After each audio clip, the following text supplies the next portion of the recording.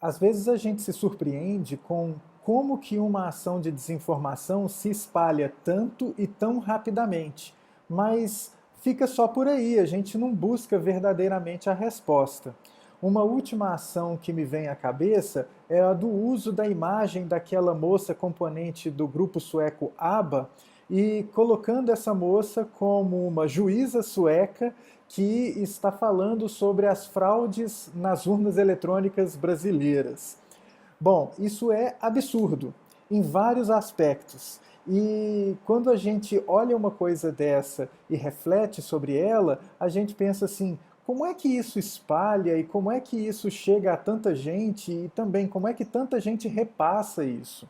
Bom, em primeiro lugar, as pessoas que repassam essas informações ou essas ações de desinformação são pessoas que já estão buscando alguma coisa para justificar ou reforçar aquela ideia de que elas têm de algum assunto. Então, as pessoas que repassaram essa mensagem dessa suposta juíza, que não é a juíza, ela é a cantora lá do ABBA, falando sobre as fraudes nas urnas brasileiras, essa pessoa que fez isso, ela já não acredita na eficiência, na eficácia e na lisura do processo eleitoral brasileiro. Então, alguém prepara, ou ela mesma prepara, mas alguém prepara aquela ação de desinformação e passa para ela compra aquilo como verdade porque aquilo reforça a sua visão de mundo.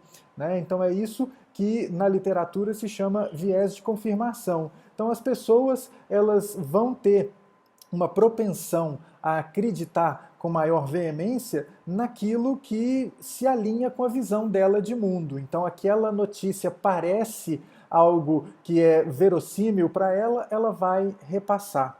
E aí ela não está incomodada em descobrir se aquilo é verdadeiro ou não. Ela simplesmente repassa. E como aquilo vem com algumas palavras que são chave, que são importantes para disparar nas pessoas os gatilhos cognitivos, né?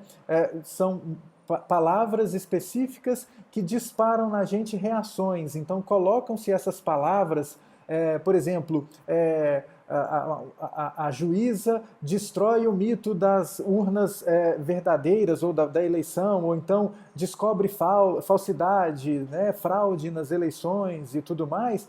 Isso dispara uma série de gatilhos nas pessoas que vão interagir com esse conteúdo. Então, uma primeira parte da questão está respondida aí. As pessoas elas compartilham essas mensagens por terem essas mensagens alinhadas à sua visão de mundo. Aquilo meio que confirma o jeito que elas pensam. Então, mesmo elas desconfiando ou sabendo que é uma coisa não verificada, elas passam adiante, porque aquilo está alinhado com a forma dela enxergar o mundo. Isso é natural do ser humano. E aí nos leva a uma outra reflexão que é importante de se fazer, que é por que, que se trabalha tanto essas ações de desinformação? Bom, tem algumas explicações também já discutidas na literatura que são muito importantes. A primeira delas por causa da forma que as plataformas sociais funcionam, ancoradas na venda de publicidade, quem trabalha a produção de mensagens e mensagens falsas vai faturar. Não só essas pessoas, obviamente, né? Mas é a mesma lógica por trás dos produtores de conteúdo, as pessoas que vivem de produzir conteúdo. A lógica das plataformas de funcionarem ancoradas na venda de publicidade faz com que aconteça. Essas plataformas vão incentivar os usuários a consumirem mais e mais informações. Por quê? Quanto mais tempo as pessoas ficam conectadas às plataformas, mais publicidade essas pessoas vão ver, mais a plataforma vai faturar. Então a plataforma ela incentiva o consumo de informações. Isso é natural, beleza, faz parte desse modelo. Aí o que as plataformas colocam em operação? Duas pontas. A primeira ponta é: eu vou vigiar o que as pessoas estão consumindo e sugerir para elas conteúdos que sejam semelhantes àquilo, porque aí eu tenho uma chance maior dessas pessoas ficarem mais tempo consumindo esses conteúdos.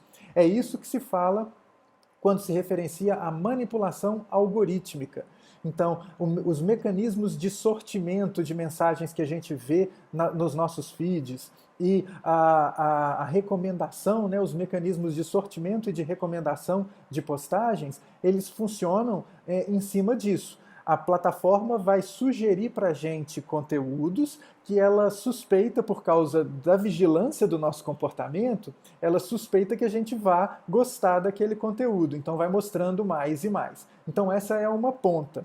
A outra ponta é o produtor de conteúdo, que ele é recompensado financeiramente pela plataforma por colocar conteúdo ali nela. Então, a parte do dinheiro da publicidade vai para o produtor de conteúdo.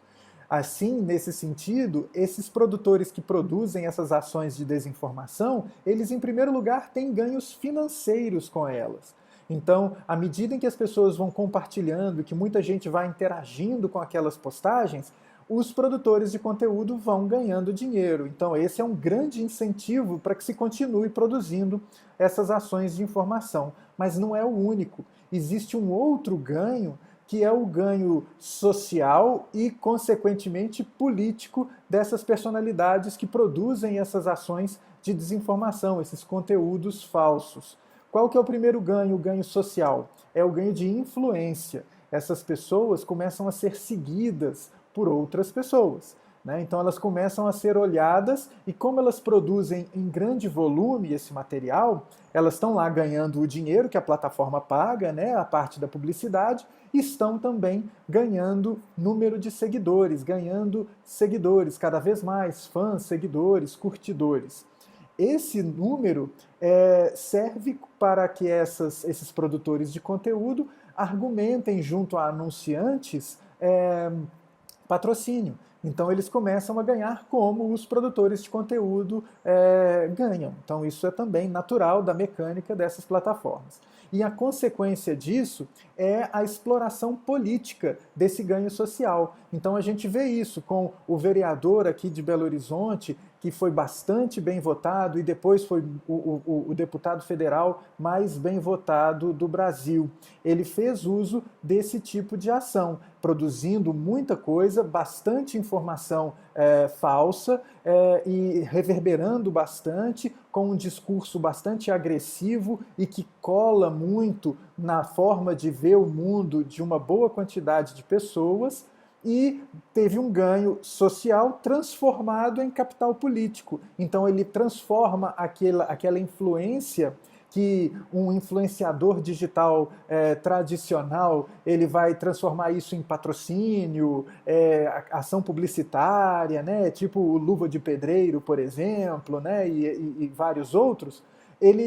Esse vereador ele fez a transformação desse capital social em capital político. Ele se lançou candidato à Câmara dos Vereadores de Belo Horizonte, depois se lançou candidato a deputado federal. Então ele transformou aquilo, as pessoas, ao invés de verem só mensagens patrocinadas por marcas, eles transformaram essa ação de compra de um produto validado por esse influenciador em voto. Então, tem essas consequências. E é por isso que essa máquina funciona. Eu vou começar a fazer essas mensagens falsas, elas vão espalhar, as pessoas que concordam com aquilo vão compartilhar, vão comentar com aquilo, eu vou ter o ganho na plataforma, e aí eu tenho duas escolhas. Eu faço o ganho social transformar-se em ganho financeiro, com patrocínios e tudo mais, ou eu me aproprio dessa comunidade que se formou em torno do meu nome e vou trabalhar isso politicamente. É por isso que é muitíssimo importante que, apesar de Lula ter vencido as eleições agora, né, e assumir a presidência, não quer dizer que essa movimentação toda acabou e foi vencida. É um trabalho que precisa ser constante, de busca e de desenvolvimento de uma visão crítica para que se evite cair nesses discursos que são, obviamente, falsos, embasados em desinformação e com o único intuito de tumultuar e de criar esse capital social e transformação em capital político. A gente vê isso em um monte de personalidades pelo Brasil afora. Por isso que essa batalha ela é constante contra a desinformação.